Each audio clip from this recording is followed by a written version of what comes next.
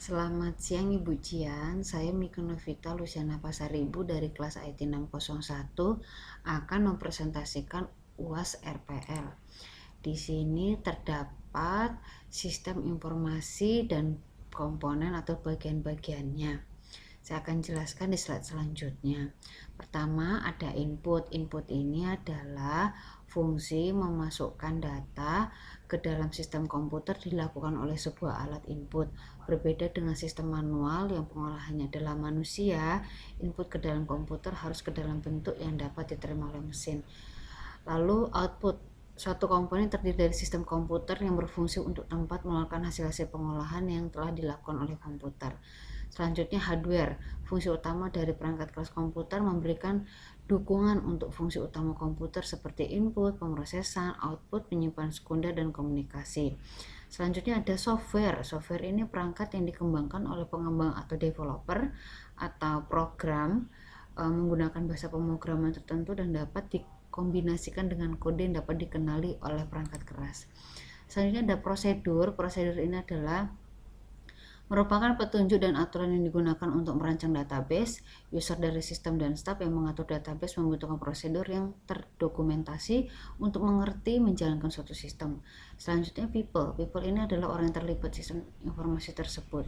Selanjutnya ada software. Software ini adalah perangkat yang dikembangkan oleh pengembang atau developer menggunakan bahasa pemrograman tertentu dan dapat dikombinasikan dengan kode yang dapat dikenal oleh perangkat keras. Selanjutnya ada data. Data ini suatu komponen penghubung antara hardware dan manusia.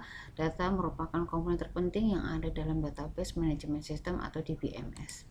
Di sini ada satu gambar tentang analisis sistem boundary versus automation boundary. Dan saya akan menjelaskan di sini perbedaannya adalah automation boundary merupakan bagian yang otomatis pada sebuah sistem, tugasnya terselesaikan sendiri oleh komputer. Sedangkan sistem boundary adalah keseluruhan bagian di mana terdapat automation boundary. Di sini ada diagram simbol. Saya akan jelaskan aktivitasnya atau penjelasannya di sini. Swimlane merupakan suatu bentuk persegi yang mempresentasikan aktivitas-aktivitas yang diselesaikan setiap agen. Synchronization bar merupakan notasi yang berfungsi memisahkan atau split, menyatukan urutan atau jalur aktivitas.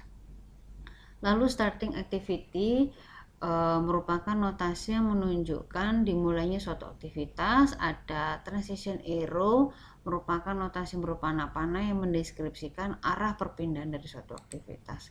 Selanjutnya ada activity merupakan notasi yang mendeskripsikan aktivitas-aktivitas.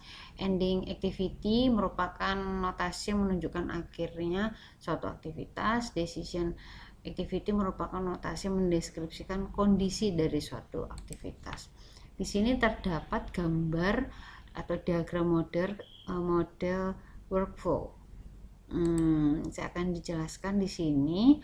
Pada gambar sebelumnya menjelaskan bagaimana aktivitas diagram yang berbentuk workflow. Dari yang tadi dijelaskan di atas dapat disimpulkan proses permintaan pelanggan terhadap penjualan tertentu, mulai dari permintaan, penghasilan, pemeriksaan, perhitungan, sampai dengan persetujuan terhadap pelanggan tersebut. Terima kasih untuk pujian bimbingannya. Mohon maaf dalam presentasi saya masih banyak kekurangan. Selamat siang.